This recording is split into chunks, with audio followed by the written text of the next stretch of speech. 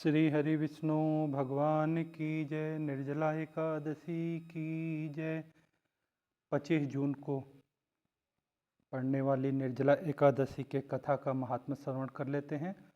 कथा महात्म्य जरूर सुनिए, क्योंकि ये निर्जला एकादशी एक एकादशी 26 एकादशियों का फल प्रदान करती है। फिर कथा महात्म्य के बाद इसके बारे में चर्चा करेंगे।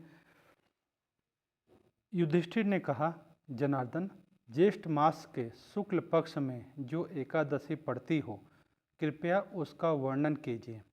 भगवान श्री कृष्ण बोले, राजन, इसका वर्णन परम धर्मात्मा सत्यवती नंदन व्यास जी करेंगे, क्योंकि ये संपूर्ण शास्त्रों के तत्वज्ञ और वेद वेदांगों के पारंगत विद्वान हैं। तब वेद व्यास जी कहने लगे, दोनों ही पक्षों की एकादशियों के दिन भोजन न करें। द्वादशी के दिन स्नान आदि से पवित्र हो फूलों से भगवान केशव की पूजा करें। नित्य कर्म समाप्त होने के पश्चात पहले ब्राह्मणों को भोजन देकर अंत में स्वयं भोजन करें। राजन, जनाना शौच और मरना शौच में भी एकादशी को भोजन नहीं करना चाहिए। यह सुनकर भीमसेन बोले, परम बुद्धिमान पितामह, मेरी उत्तम बात सुनिए। राजा युधिष्ठिर, माता कुंती, द्रौपदी, अर्जुन, नकुल और सहदेव ये एकादशी को कभी भोजन नहीं करते, तथा मुझसे भी हमेशा यही कहते हैं कि भीमसेन, तुम भी एकादशी को न खाया करो। किंतु मैं उन लोगों से यही कहता हूँ कि मुझसे भूख नहीं सही जाएगी। भीमसेन की बात सुनकर व्यास जी ने कहा, यदि तुम्हें स्वर्गलोक की प्राप्ति अभिष्ट है और नरक को दूषित समझते हो, तो दोनों पक्षों की एकादशियों के दिन भोजन न करना। भीमसेन बोले, महाबुद्धिमान पितामह, मैं आपके सामने सच्ची बात कहता हूँ। एक बार भोजन करके भी मुझसे व्रत नहीं किया जा सकता, फिर उपवास करके तो मैं रह ही कैसे सकता हूँ। मेरे उदर में वृक्क नामक अग्नि सदा प्रज्वलित रहती है, अतः जब मैं बहुत अधिक खाता हूँ तभी यह शांत होती है। इसलिए महामुने, मैं वर्ष भर में केवल एक ही उपवास कर सकता हूँ, जिससे स्वर्ग की प्राप्ति सुलभ हो तथा जिसके करने से मैं कल्याण का भागी हो सकूं। ऐसा कोई एक व्रत निश्चय करके बताइए, मैं उसका यथोचित रूप से पालन करूँगा। व्यास जी ने कहा, भीम, ज्येष्ठ मास के सूर्य वृष राशि पर हो या मिथुन राशि पर शुक्ल पक्ष में जो एकादशी हो, उसका यत्न पूर्वक निर्जल व्रत करो, बिना जल के। केवल कुल्ला या आचमन करने के लिए मुख में जल डाल सकते हो, उसको छोड़कर किसी प्रकार का जल विद्वान पुरुष मुख में न डालें, अन्यथा व्रत भंग हो जाता है। एकादशी को सूर्य उदय से लेकर दूसरे दिन सूर्य उदय तक मनुष्य जल का त्याग करे तो यह व्रत पूर्ण होता है। तदंतर द्वादशी को प्रभात काल में स्नान करके ब्राह्मणों को विधि पूर्वक जल और सुवर्ण दान करे। इस प्रकार सब कार्य पूरा करके जितेंद्र पुरुष ब्राह्मणों के साथ भोजन करें। वर्ष भर में जितनी एकादशी होती है, उन सबका फल निर्जला एकादशी के सेवन से मनुष्य प्राप्त कर लेता है। इसमें तनिक भी संदेह नहीं है। शंख, चक्र और गदा धारण करने वाले भगवान केशव ने मुझसे कहा था कि यदि मानव सबको छोड़कर एकमात्र मेरी शरण में आ जाए और एकादशी को निराहार रहे तो वह सब पापों से छूट जाता है। एकादशी व्रत करने वाले पुरुष के पास विशाल काय, विकराल आकृति और काले रंग वाले दंड पाशधारी भयंकर यमदूत नहीं जाते। अंत काल में पीताम्बरधारी सौम्य स्वभाव वाले, हाथ में सुदर्शन धारण करने वाले और मन के समान वेगशाली विष्णु दूत आखिर इस वैष्णव पुरुष को भगवान श्री विष्णु के धाम ले जाते हैं। अतः निर्जला एकादशी को पूर्ण यत्न करके उपवास और श्री हरि का पूजन करें। स्त्री हो या पुरुष, यदि उसने मेरु पर्वत के बराबर भी महान पाप किया हो, तो वह सब इस एकादशी व्रत के प्रभाव से भस्म हो जाता है। जो मनुष्य उस दिन जल के नियम का पालन करता है, वह पुण्य का भागी होता है। उसे एक एक प्रहर में कोटि कोटि स्वर्ण मुद्रा दान करने का फल प्राप्त होता सुना गया है। मनुष्य निर्जला एकादशी के दिन स्नान, दान, जप, होम आदि जो कुछ भी करता है वह सब अक्षय होता है। यह भगवान श्री कृष्ण का कथन है। निर्जला एकादशी को विधि पूर्वक उत्तम रीति से उपवास करके मानव वैष्णव पद को प्राप्त कर लेता है। जो मनुष्य एकादशी के दिन अन्न खाता है वह पाप का भोजन करता है। इस लोक में वह चंडाल के समान और मरने पर दुर्गति को प्राप्त होता है। जो ज्येष्ठ के शुक्ल पक्ष में एकादशी को उपवास करके दान करेंगे वे परम पद को प्राप्त होंगे। जिन्होंने एकादशी को उपवास किया है वे ब्रह्म हत्यारे, शराबी, चोर तथा गुरुद्रोही होने पर भी सब पातकों से मुक्त हो जाते हैं। कुंती नंदन, निर्जला एकादशी के दिन श्रद्धालु स्त्री पुरुषों के लिए जो विशेष दान और कर्तव्य विहित हैं उन्हें सुनो।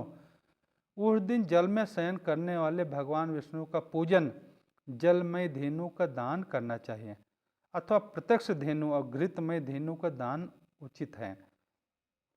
पर्याप्त दक्षिणा और भांति भांति के मिष्ठानों द्वारा यत्न पूर्वक ब्राह्मण को संतुष्ट करना चाहिए।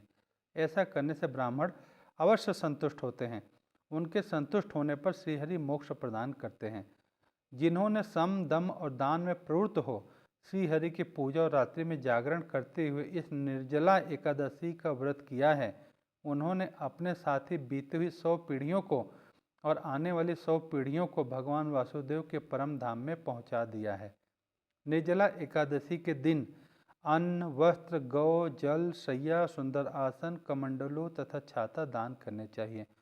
जो श्रेष्ठ तथा सुपात्र ब्राह्मण को जूता दान करता है सोने के विमान पर बैठकर स्वर्गलोक में प्रतिष्ठित होता है। जो इस एकादशी की महिमा को भक्तिपूर्वक सुनता तथा उसका वर्णन करता हुआ स्वर्गलोक में जाता है।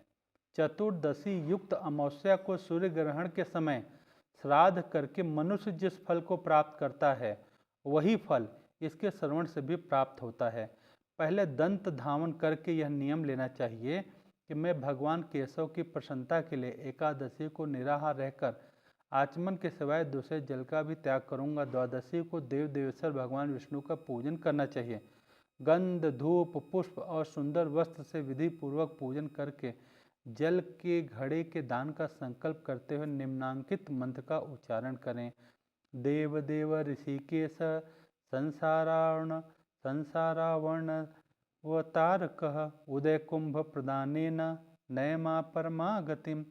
अर्थ है, संसार सागर से तारने वाले, ये जो भी जल के घड़े का दान करेंगे इस तरह भी बोल सकते हैं। संसार सागर से तारने वाले हे देव देव ऋषिकेश, इस जल के घड़े का दान करने से आप मुझे परम गति की प्राप्ति कराइए। फिर बोल देता हूँ, संसार सागर से तारने वाले हे देव देव ऋषिकेश, इस जल के घड़े का दान करने से आप मुझे परम गति की प्राप्ति कराइए। ऐसे जल का घड़ा ब्राह्मण को दान कर रहे हैं तो उस समय प्रार्थना भगवान से कर लें। भीमसेन, ज्येष्ठ मास में शुक्ल पक्ष में जो शुभ एकादशी होती है उसका निर्जल व्रत करना चाहिए। उस दिन श्रेष्ठ ब्राह्मण को शक्कर के साथ जल के घड़े का दान करना चाहिए। ऐसा करने से मनुष्य भगवान विष्णु के समीप पहुंचकर आनंद का अनुभव करता है। तत्पश्चात द्वादशी को ब्राह्मण भोजन कराने के बाद स्वयं भोजन करें। जो इस प्रकार पूर्ण रूप से पाप नाशनी एकादशी का व्रत करता है वह सब पापों से मुक्त हो अनामय पद को प्राप्त होता है। यह सुनकर भीमसेन ने भी इस शुभ एकादशी व्रत का आरंभ किया। तब से यह लोक में पांडव द्वादशी के नाम से विख्यात हुई। बोलिए श्री हरि विष्णु भगवान की जय, श्री कृष्ण भगवान की जय, निर्जला एकादशी की जय, सद्गुरुदेव भगवान की जय। अब इस व्रत के महात्म्य में एक विशेष नियम रखेंगे। जो वृद्ध, बीमार, बालक, बच्चे हैं जिनकी औषधि चल रही है वो किसी प्रकार अपने शरीर से बहुत अधिक ज्यादती नहीं करें और वो अपना औषधि के हिसाब से ही व्रत करें। और इसमें एक चीज़ यह है कि अगर कोई व्यक्ति निर्जल नहीं कर पाता है और उसने औषधि या किसी कारण से उसे फलाहार लेना पड़ा तो भी उसे निर्जला एकादशी की एक एकादशी के व्रत का पुण्यफल अवश्य प्राप्त होगा।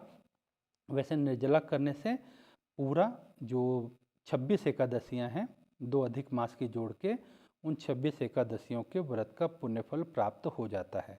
लेकिन नहीं भी कर सके तो भी व्रत अपना फलाहारी या जल लेके कर रहे तो भी पुण्य फल है।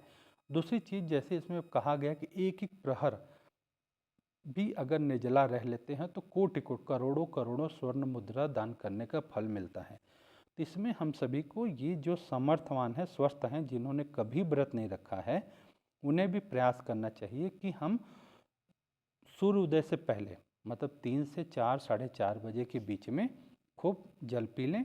उसके बाद में आपके क्षेत्र में जो सूर्योदय का समय है, उस दिन से लेकर अगले दिन सूर्योदय तक के बीच में जल नहीं पीना है। तो प्रयास करें कि जितना समय बीत जाएगा, 3-3 घंटा भी बीत रहा है तो भी करोड़ों स्वर्ण मुद्रा दान का फल मिल रहा है। और अगर सूर्योदय से लेकर सूर्यास्त हो गया, मतलब सूर्यास्त हो गया और रात हो रही है, तब तक भी आपने नहीं पिया, तो आप सोचिए कितना अधिक पुण्य मिल गया।